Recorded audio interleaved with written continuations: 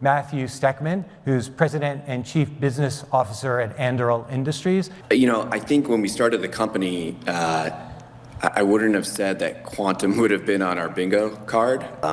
About 2 years ago, I think the technology matured to the point where we started to believe there was a national security application today. Maybe 2 years ago, we kicked off a campaign to really start to understand quantum optimization, its impact on what we do. I have been shocked at how fast and mature the technology has been to deliver actual useful results to the problem sets that we're working on. My biggest shock has been this stuff is ready. It's ready to use today, and we're going to continue to use it with our partners and with the national security community to its greatest effect possible. I look at quantum as similar to where cloud and AI have been over the last 10 years plus. And I think the next 10 years you're going to see it take off just as those technologies and even some level of integration of those technologies. And so for us, it's about how do we stay ahead of the problem sets that the U.S. national security space is looking at, and we believe quantum has a capability to do that. I think every advanced economy needs a quantum strategy overall. Senator Butti, who was on stage earlier, is in charge of technology strategy for the country of Italy, and it was one of his ideas that Italy needed to be active as a matter of long-term industrial policy in quantum and quantum computing specifically. If you think about it, though, specifically, there's so many government-oriented applications for quantum optimization, annealing. Transportation system design, energy grid, management of the energy grid, energy reduction associated with figuring out how to substitute for some of the AI data center demand that's out there. Improving the confidence in the decision-making processes of government if you have a more analytical system involved. We're very motivated by the energy and environmental impact or the opportunity for reduced energy and environmental impact of quantum computing compared to classical. And so having the on-prem system will give us better ability to monitor, to measure precisely the energy consumption associated with having it, and then specifically for those particular uses compared to what we're substituting for.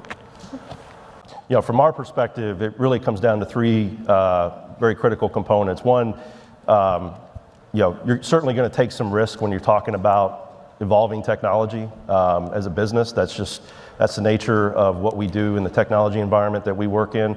And looking at where the potential applications could go with quantum, and it's not all about quantum. I think what we're going to see, particularly in the national security space, is a hybrid model of classical compute underpinned by quantum to solve very, very complex problems very quickly.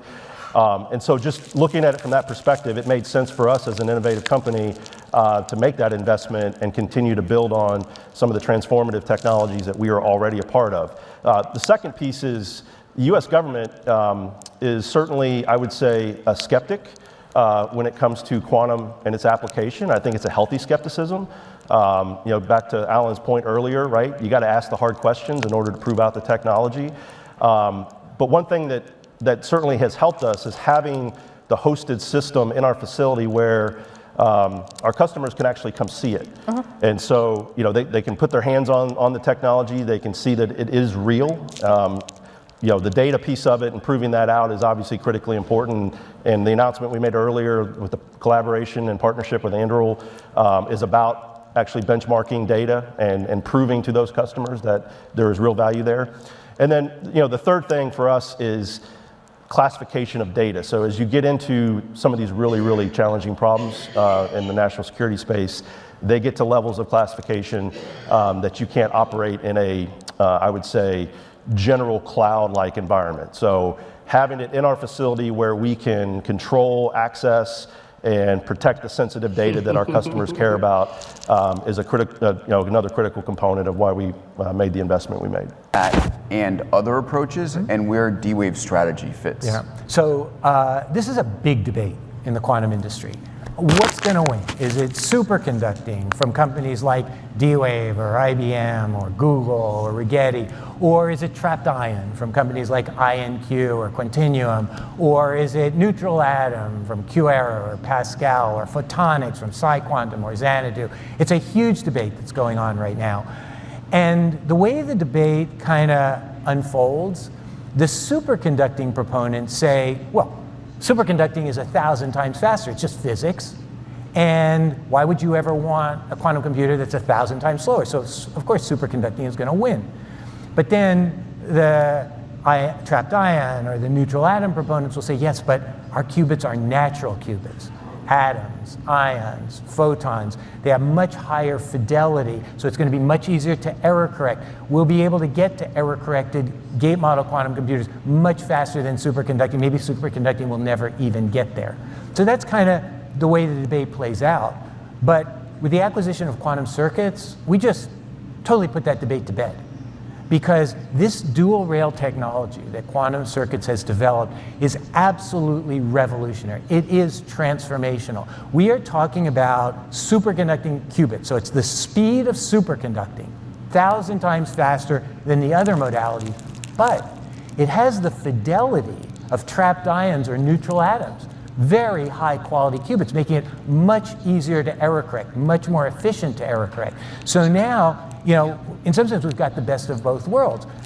Frankly, I don't know how the other modalities compete at this point because they don't have the speed that our qubits have. I also don't know how the other superconducting companies compete because they don't have the fidelity. Error correction is going to be much harder for them. This really does put D-Wave in a transformational leadership position. You had the roadmap earlier up about how the dual rail technology